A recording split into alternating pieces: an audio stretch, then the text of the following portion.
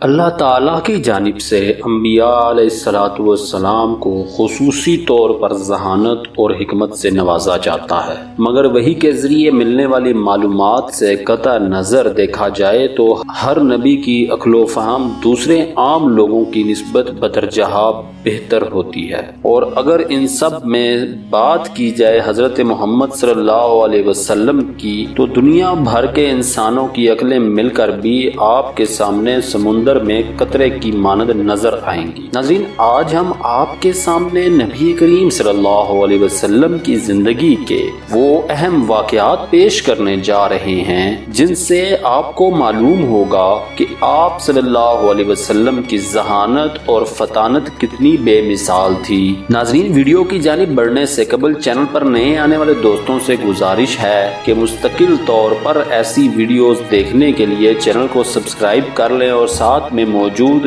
گھنٹی کے بٹن کو دبا دیں تاکہ ہماری آنے والی ویڈیوز آپ کو بر وقت ملتی رہیں۔ اگر آپ کو ہماری یہ کوشش پسند آئے تو ویڈیو کو لائک کریں، شیئر کریں اور ساتھ ہی کمنٹس میں اپنے خیالات کا اظہار کرنا نہ بھولیں۔ تو آئیے چلتے ہیں آج کی خوبصورت ویڈیو کی جانب۔ حضرت علی کرم اللہ وجہ فرماتے ہیں کہ جب نبی کریم صلی اللہ علیہ وسلم نے غزوہ بدر کے لیے کوچ کیا تو ہم نے آپ صلی اللہ علیہ وسلم کے قریب دو آدمیوں کو دیکھا جو دشمن کے گروہ سے تھے۔ ایک شخص قریش کا تھا اور ایک عقبہ بن ابی معیط کا غلام تھا۔ جب ہم نے ان کا پیچھا شروع کیا تو قریشی چھپ گیا اور غلام کو ہم نے گرفتار کر لیا۔ ہم نے اس سے کفار کے لشکر کی تعداد پوچھنا شروع کی تو جواب میں وہ صرف یہ کہتا تھا کہ اللہ کی قسم ان کی تعداد بہت زیادہ اور بہت بڑی ہے۔ مسلمانوں نے اس جواب پر اس کو مارنا شروع کر دیا مگر اس نے تعداد نہیں بتائی،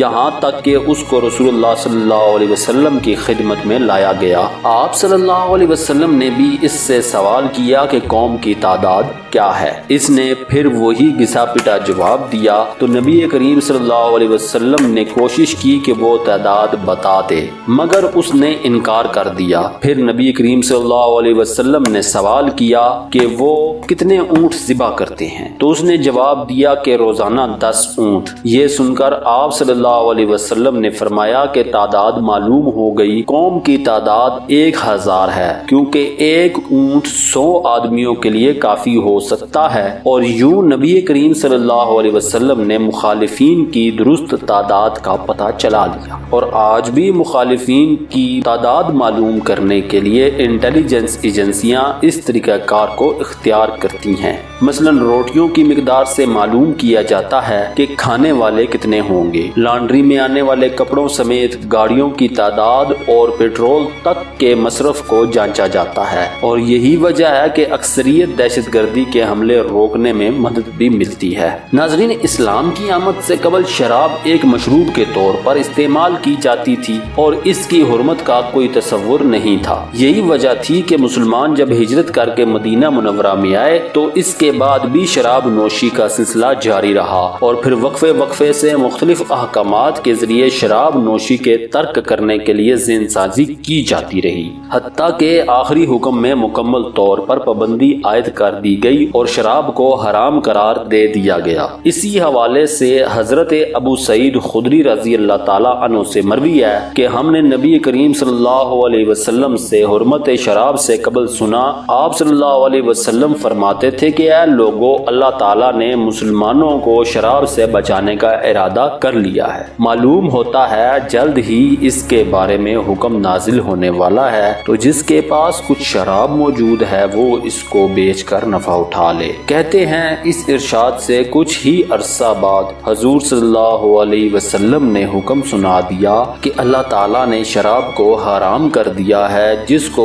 اس آیت کی اطلاع ہو جائے اور اس کے پاس کچھ شراب موجود ہو تو وہ اس کو نہ پیے اور نہ ہی اس کو بیچے۔ تو لوگوں کے پاس جس قدر بھی شراب موجود تھی اس کو لے کر سڑکوں پر آ گئے اور اس کو بہا دیا۔ یہ روایت صرف مسلم میں ہے۔ اس روایت سے معلوم ہوتا ہے کہ نبی کریم صلی اللہ علیہ وسلم کے ذہین دماغ میں یہ بات پہلے ہی آ گئی تھی کہ شراب حرام ہونے والی ہے۔ ہے، اس لیے عوام الناس کو نقصان سے بچانے کے لیے حرام ہونے سے قبل ہی فروخت کا مشورہ دے دیا۔ بعض لوگوں کا اعتراض ہو سکتا ہے کہ یہ کیا ماجرا ہے، تو اصل میں ہوا یہ کہ اسلام میں نازل ہونے والے احکامات بتدریج نازل ہوئے، اس لیے جب آپ صلی اللہ علیہ وسلم نے مشورہ دیا اس وقت تک اللہ تعالیٰ کی طرف سے حکم نازل نہیں ہوا تھا، مگر آپ صلی اللہ علیہ وسلم کو توقع تھی کہ اس حوالے سے جلد ہی کوئی حکم آنے والا ہے، اس لیے صرف مالی نقصان سے بچانے کا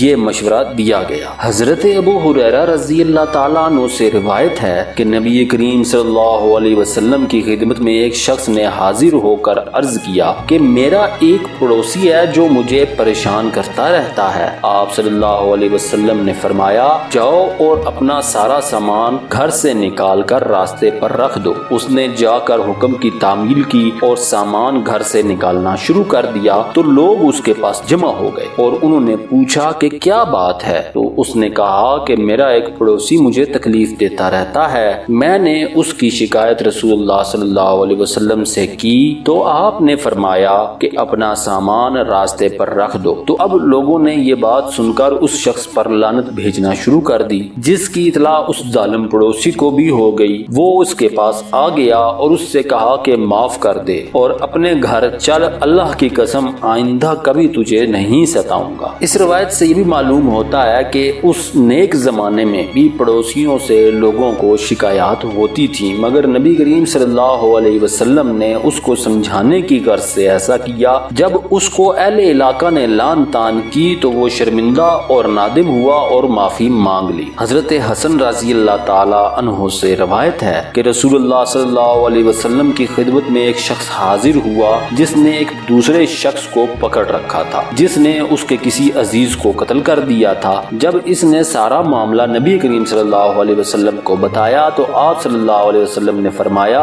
کیا تم اس شخص سے دیت یعنی خون بہا لینا چاہتے ہو؟ دیت قتل کے بعد ایک مقررہ رقم کا نام ہے جو مقتول کے ورثاء کو دی جاتی ہے، جبکہ قصاص میں قتل کا بدلہ قتل ہی ہوتا ہے۔ اس شخص نے دیت لینے سے انکار کیا تو آپ صلی اللہ علیہ وسلم نے فرمایا، تو کیا اس قاتل کو معاف کرنا چاہتے ہو؟ اس نے کہا نہیں۔ آپ صلی اللہ علیہ وسلم نے فرمایا، اچھا لے جاؤ اور اس کو قتل کر دو یعنی قصاص لے لو۔ جب وہ آپ صلی اللہ علیہ وسلم کے پاس سے چلا گیا تو رسول اللہ صلی اللہ علیہ وسلم نے فرمایا، اگر اس نے قتل کر دیا تو وہ اسی قاتل کے مثل ہو جائے گا۔ یہ سننا تھا کہ ایک شخص نے اس مدعی سے مل کر رسول اللہ صلی اللہ علیہ وسلم کے الفاظ نقل کر دیے تو اس نے فوراً اس قاتل کو چھوڑ دیا، حالانکہ وہ اس کی گردن میں رسی باندھے کھینچتا ہوا لے جا رہا تھا۔ ابن قتیبہ کہتے ہیں کہ یہاں پر مثل کے لفظ سے یہ مراد نہیں تھی کہ اگر اس نے قاتل کو قتل کر دیا تو وہ گنہگار ہو جائے گا یا اس قاتل کے برابر ہو جائے گا، جبکہ قصاص لینے کو تو اللہ تعالیٰ نے مباح یعنی جائز قرار دیا ہے، لیکن حضور صلی اللہ علیہ وسلم کو یہ پسند تھا کہ وہ اس سے قصاص نہ لے اور آپ صلی اللہ علیہ وسلم نے یہ اچھا سمجھا کہ وہ اس کو معاف کر دے، تو آپ صلی اللہ علیہ وسلم نے الفاظ کا ایسا چناؤ کیا جس سے اس مدعی کو یہ وہم ہو جائے کہ اگر میں نے اس کو قتل کر دیا تو میں بھی گنہگار ہو جاؤں گا، اور وہ اس وہم کی بنیاد پر اس کو معاف کر دے۔ جب اس نے یہ الفاظ سنے تو اس نے معاف کر دیا، اور یہی نبی کریم صلی اللہ علیہ وسلم کی خواہش بھی تھی۔ ناظرین، امید ہے آپ کو ہماری آج کی یہ ویڈیو پسند آئی ہوگی۔ ویڈیو پسند آئی تو ویڈیو کو لائک کریں، شیئر کریں اور اپنے خیالات کا اظہار کمنٹس میں کرنا نہ بھولیں، اور چینل پر نئے آنے والے دوستوں سے گزارش ہے کہ وہ چینل کو سبسکرائب کر لیں اور ساتھ میں موجود گھنٹی کے نشان کو دبا دیں تاکہ ہمارے آنے والی ویڈیوز کا نوٹیفیکیشن آپ کو بر وقت ملتا رہے۔